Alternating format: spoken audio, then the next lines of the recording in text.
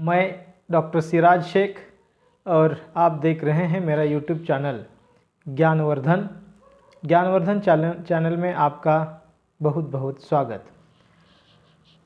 हम देख रहे हैं शिवाजी विश्वविद्यालय कोल्हापुर के सत्र 6 का प्रश्न पत्र 16 भाषा विज्ञान एवं हिंदी भाषा। आज तक हमने इसकी 3 इकाइयाँ देख ली हैं। आज की यह चौथी इकाई है जिसका नाम है व्याकरण, और हमें यह व्याकरण भाषा विज्ञान से संबंधित या भाषा विकास के लिए आवश्यक जिन जिन व्याकरणिक कोटियों की आवश्यकता है उन व्याकरणिक कोटियों को इस पाठ्यक्रम में रखा गया है।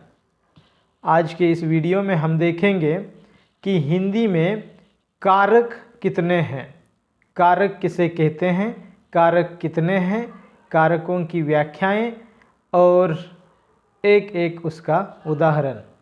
तो चलते हैं, देखते हैं कि कारक क्या हैं, कारक किसे कहते हैं, कारकों के कितने प्रकार हैं। कारकों का भाषा के निर्माण में महत्वपूर्ण कार्य होता है। वाक्य को पूर्णत्व प्रदान करने के लिए कार्य किसने किया, कार्य किस लिए किया गया, कार्य किस पर आधारित है आदि बातों की समझ कारकों के माध्यम से होती है। कारक का अर्थ होता है करने वाला। कारक की सामान्य परिभाषा यह है, किसी कार्य को करने वाला अर्थात कारक का संबंध कार्य से होता है। देखना यह चाहिए कि कारक किस रूप में कार्य करता है, यानी कि कर्ता के रूप में, क्रिया के रूप में, कर्म के रूप में।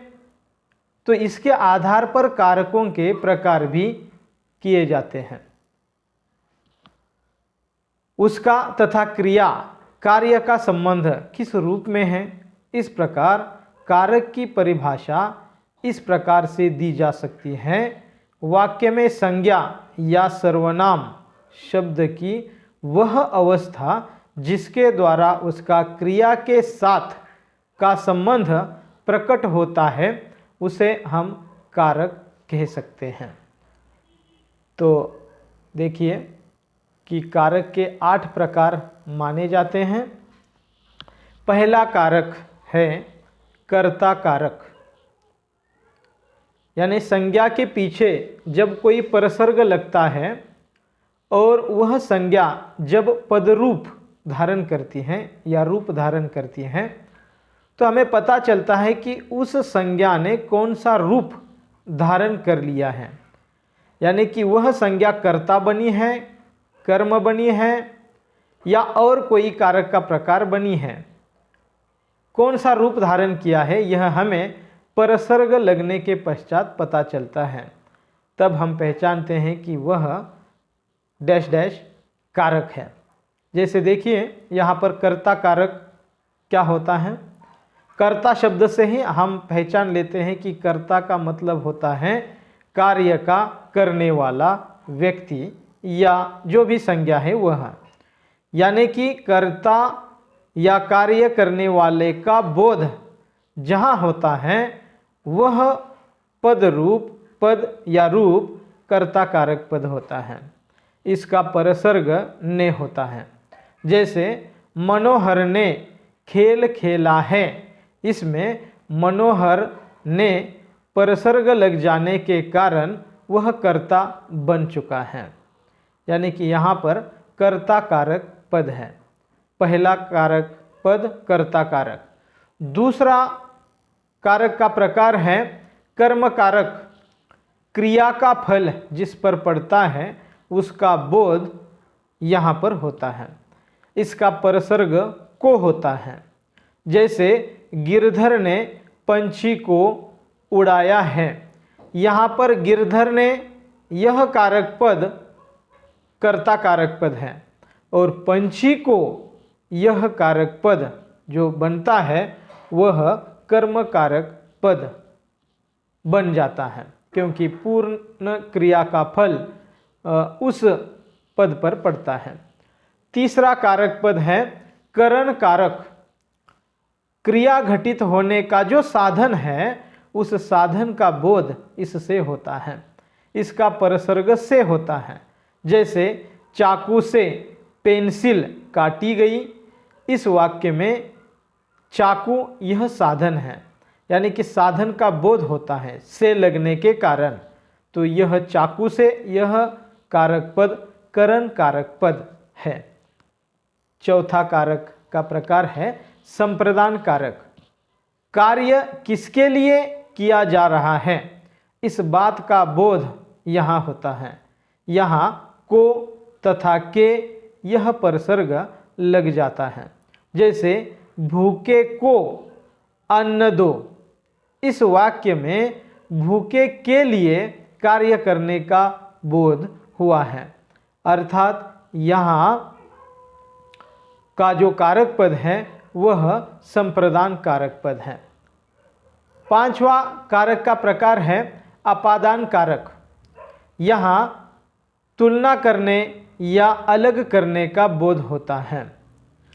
यहाँ संज्ञा के पीछे से परसर्ग लग जाता है। उदाहरण देखिए, स्टेशन से गाड़ी छूट गई है। यहाँ स्टेशन से गाड़ी छूट दूर जाने का जो बोध होता है, इसकी वजह से यह स्टेशन से गाड़ी यानी स्टेशन से यह अपादान कारक पद है। छठा कारक प्रकार है संबंध कारक। इस तरह के वाक्यों में किसका किससे क्या संबंध है इस बात का बोध होता है। ऐसे वाक्यों में संज्ञा के पीछे का, की, के आदि परसर्ग लग जाते हैं।